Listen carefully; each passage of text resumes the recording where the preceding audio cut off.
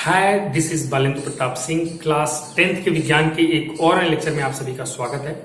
चलिए क्लास को शुरू कर लेते हैं। आज हमें पढ़ना है किरण आरेखों के उपयोग द्वारा लेंसों से प्रतिबिंब बनाना, यानी कि image formation by lenses using रे डायग्राम। दर्पण में भी हमने पढ़ा है, दर्पण में भी हमने ये वाली चीज पढ़ी है, किरणों के बारे में जाना है और उन्हीं किरणों की मदद से कुछ एक रेज के बारे में स्टडी की और उन्हीं रेज की मदद से हमने बाकी जितने भी प्रतिबिंब बन रहे थे, जैसे भी बन रहे थे, उसके बारे में हमने आइडिया लगा लिया था। वैसे ही यहाँ पे भी हमें कुछ किरणों के बारे में पढ़ना है, तो उन किरणों की मदद से ही हम इमेज फॉर्मेशन कर पाएंगे और सभी के सभी इमेज फॉर्मेशन हो जाएंगे, सभी के सभी इमेज फॉर्मेशन हो जाएंगे। बस हमें केवल कुछ एक रेज हैं जिनके बारे में, जिनकी प्रॉपर्टीज के बारे में स्टडी करना है। तो देख लेते हैं। यहाँ पे 3 तरह की किरणें हैं जिनसे आप इमेज का फॉर्मेशन कर सकते हैं। Image formation by lenses using रे डायग्राम। तो 3 तरीके की रेज हैं जिनकी मदद से आप इमेज का फॉर्मेशन कर सकते हैं। वो 3 तरह की किरणें कौन कौन सी है, देखिए आपको मुश्किल से 1 मिनट के अंदर मैं बता देता हूं। अभी ये थ्योरी और प्लस आपको समझाना वो कर देंगे। पहले आप समझ लीजिए, अगर आपने दर्पण पढ़ा है तो आपको बहुत आसानी से ये समझ में आ जाएगा। देखिए पहली रेज है जो मुख्य अक्ष के समांतर आती है और लेंस के द्वितीय फोकस से होकर जाती है। जब भी मैं केवल फोकस बोल के छोड़ दूं, आप समझ जाना द्वितीय फोकस क्यों, क्योंकि लेंस में हमेशा द्वितीय फोकस ही इंपॉर्टेंट होता है। प्रथम फोकस थोड़ा सा कम इंपॉर्टेंट होता है, जहां जरूरत पड़ेगी मैं आपको बता दूंगा। लेकिन आमतौर पे जब भी हम लेंस की बात करेंगे, आप समझ जाना हम किसकी बात कर रहे हैं, हम द्वितीय फोकस की बात कर रहे हैं। लेंस में जब भी फोकस करके व्यक्ति छोड़ देगा, द्वितीय फोकस, ठीक है। तो मुख्य अक्ष के पहला नियम देखिए, मुख्य अक्ष के समांतर आने वाली किरणें लेंस से अपवर्तन के पश्चात लेंस के फोकस से होकर के जाती हैं या फिर फोकस से आती हुई प्रतीत होती हैं। उत्तल लेंस में अलग केस बनेगा, अवतल में अलग बनेगा, अभी दिखाऊंगा। दूसरा रूल कि लेंस के प्रथम फोकस से आने वाली किरणें लेंस से अपवर्तन के पश्चात मुख्य अक्ष के समांतर हो जाएंगी। और तीसरा, प्रकाशिक केंद्र से आने वाली प्रकाश की किरणें लेंस से अपवर्तन के पश्चात अपने मार्ग से बिना विचलित हुए सीधे निकल जाएंगी। यानी कि 3 किरणें देखो कैसे फिंगर पे याद रखोगे। पहला, मुख्य अक्ष के समांतर आएगी, फोकस से जाएगी, फोकस मीन्स द्वितीय फोकस। दूसरा, फोकस से आएगी तो मुख्य अक्ष के समांतर हो जाएगी। कौन सा फोकस से आएगी? प्रथम फोकस से।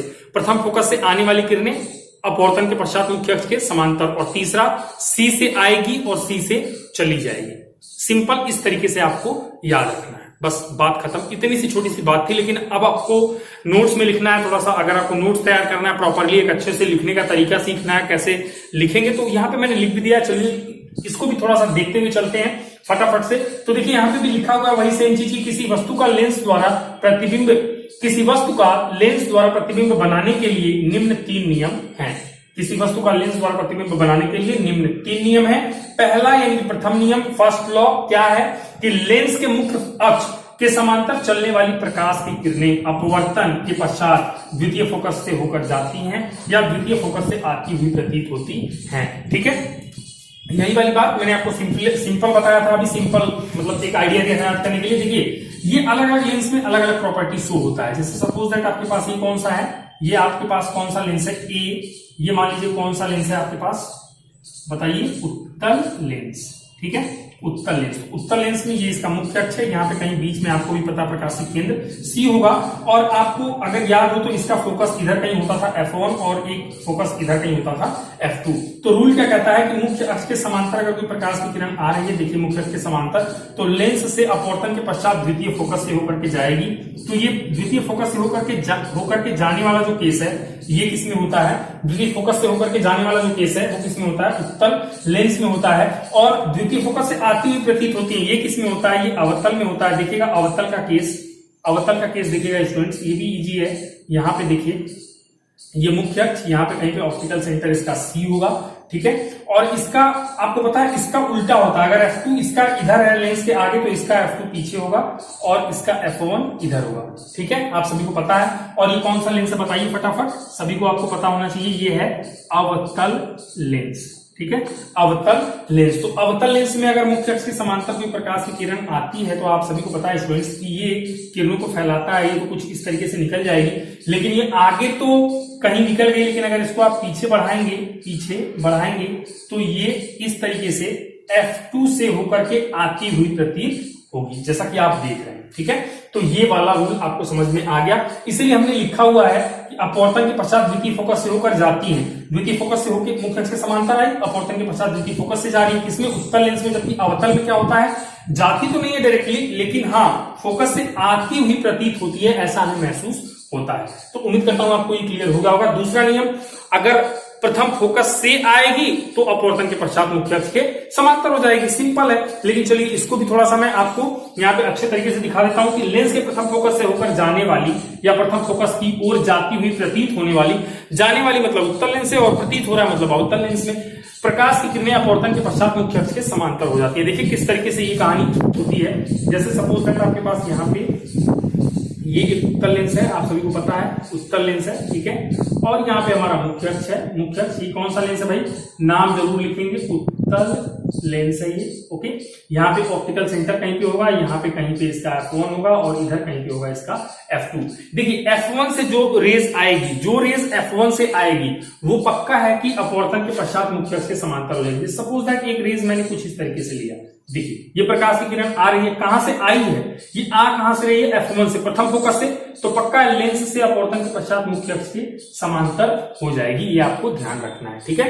ये प्रैक्टिकली भी होता है और थ्योरेटिकली आपको यहाँ पे बताया गया है। अब एक किरण अगर मुख्य अक्ष के समांतर हो गई ना, तो हजारों किरणें अगर फोकस से होकर के जाएंगी ना, तो अपवर्तन के पश्चात मुख्य अक्ष के समांतर ही होती चली जाएंगी, ठीक है। तो एक से ही काम चलाएंगे हम, ज्यादा फिगर बना के खराब नहीं करेंगे, ठीक है, और चीजों को समझना भी आसान रहता है। तो मुख्य अगर प्रथम फोकस से आएगी तो मुख्य अक्ष के समांतर हो जाएगी। उम्मीद करता हूं आपको समझ में आ रहा होगा। या तो समांतर हो जाए, समांतर तो हो ही जाएंगी, ये तो मुख्य फोकस से आ रही है, और अगर मुख्य फोकस की ओर जाती हुई भी प्रतीत हो ना, तब भी यही होता है। जैसे कि देखिए अवतल लेंस में क्या घटना होती है, क्या कैसे होता है।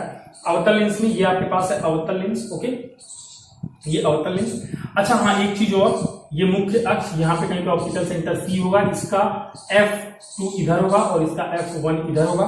एक चीज और मैं जो कह रहा था कि हमेशा आप देख रहे हो कि अपवर्तन में बीच में से करा रहा हूं, जहां पे ज्वाइंट है, जो अपर्चर है वहां से, जो ज्वाइंट है वहां से हम दिखा दे रहे हैं। क्यों? क्योंकि हम थिनेस्ट लेंस की बात करते हैं। मैं आपको पहले भी ये बता चुका हूं कि हम मोटे लेंस की बात नहीं करेंगे, नहीं तो हमें दोनों लेयर्स पे अपवर्तन को चेक करना पड़ेगा। चलिए, तो उम्मीद करता हूं आप समझ पा रहे होंगे। आगे चलते हैं। इसमें दिखेगा अगर यहाँ पे ये मान लीजिए सपोज दैट एक प्रकाश की किरण कुछ इस तरीके से आ रही है, जो कि कहीं ना कहीं फोकस से होकर के जाती हुई प्रतीत हो रही है।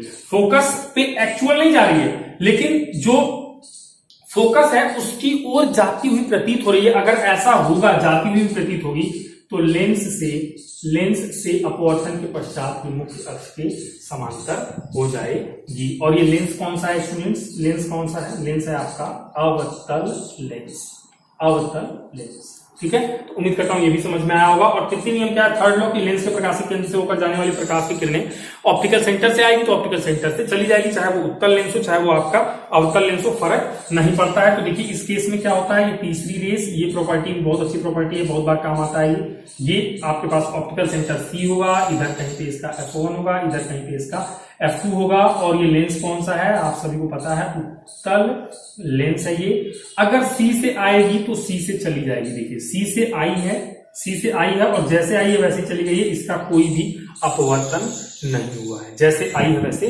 चली गई है, इसका कोई भी अपवर्तन नहीं हुआ है। और यही सेम केस फॉलो होता है अवतल लेंस में भी। अवतल लेंस में भी सेम केस फॉलो होता है स्टूडेंट्स। यहाँ पे देखिएगा ये ऑप्टिकल सेंटर C, ये कौन सा लेंस है भाई? ये कौन सा लेंस है? ये है आपका अवतल लेंस। और अवतल लेंस में भी यही होता है, यहाँ पे कहीं पे इसका F2 होता है, इधर कहीं होता है इसका F1। और C से जो रेस आएगी वो C से बिना अपवर्तित हुए सीधे अपने मार्ग से निकल जाएगी। तो फिंगर रूल था, ये फिंगर पे याद करने वाला रूल था। पहला, मुख्य अक्ष के समांतर आएगी, द्वितीय फोकस से जाएगी। दूसरा, प्रथम फोकस से आएगी तो मुख्य अक्ष के समांतर हो जाएगी, और C से आएगी तो C से चली जाएगी। कितना सिंपल है, पर मैंने इसको प्रॉपर वे में आपको नोट्स देने के लिए पूरा ये लिखा और आपको फिगर बना के मैंने समझाने की भी कोशिश की, और उम्मीद भी करता हूं कि आपको समझ में आया होगा। देखिए प्रॉपर फिगर मैंने बनाया हुआ है और बहुत मतलब तरीके से, इसलिए मैंने फिगर बना के पहले से नहीं रखा हुआ था यहाँ पे कि आपको समझ में ना आए। मैं आपके सामने चीजों करता हूँ कि अगर मैं कर सकता हूँ तो आपको भी कॉन्फिडेंस आएगा कि आप भी कर सकते हैं, ठीक है। चलिए, तो फटाफट से मैं स्क्रीन खाली कर देता हूँ, आप इसको लिखिए, फिर आगे बातें करेंगे।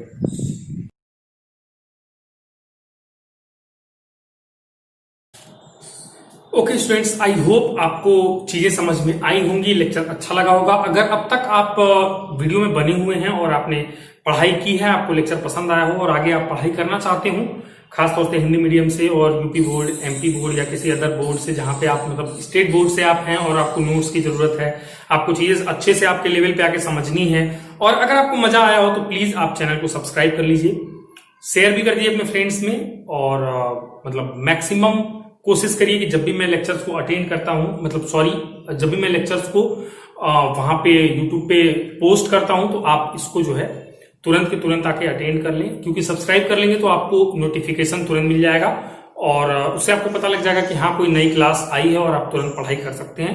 और मैं उम्मीद करूंगा कि आप सब पढ़ाई करेंगे अच्छे से। Thank you for watching.